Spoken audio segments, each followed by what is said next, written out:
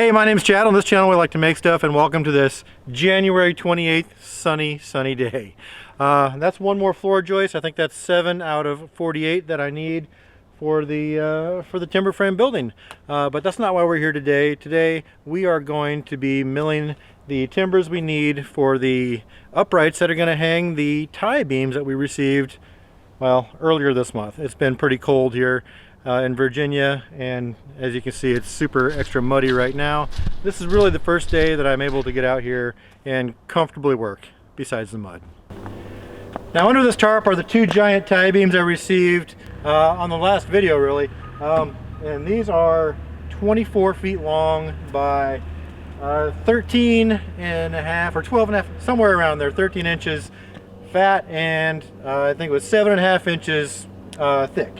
Right here.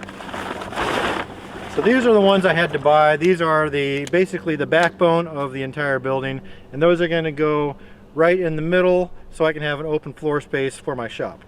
So in order to get these vertical, we are going to need to do basically the posts. I need 4 posts to hold these up, and that's going to be step 1 for going upwards. So as you can imagine, with those giant tie beams that each weigh 900 pounds, I'm going to have a set of pretty substantial posts. And it's a 2-story building, so they're going to have to be fairly tall as well. So what we're going to be going for today are, we're going to get 16-foot logs. Here I have one of them. And we are going to mill those down to 9.5 by 7.5 inch diameters. And so I've got this one. It's pretty straight, pretty thick. I should be able to get what I need out of there. I have some options over here in the log pile.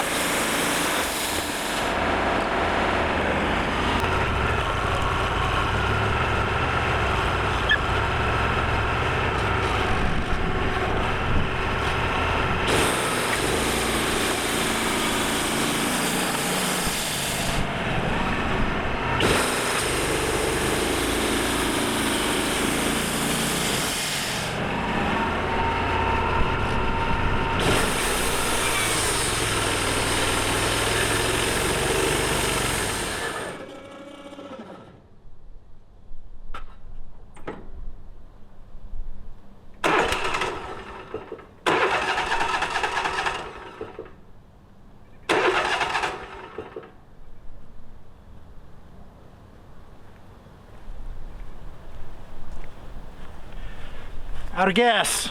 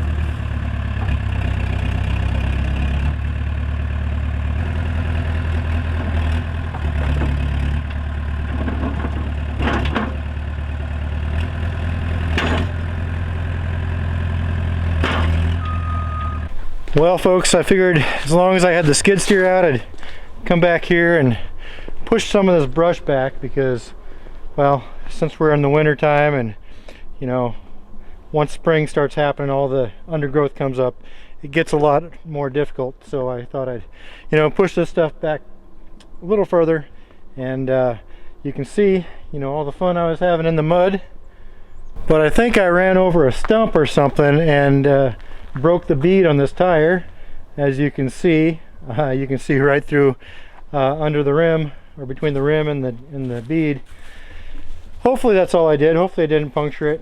I've had this tire punctured before a couple years ago, and it was quite an ordeal to get that back on the rim.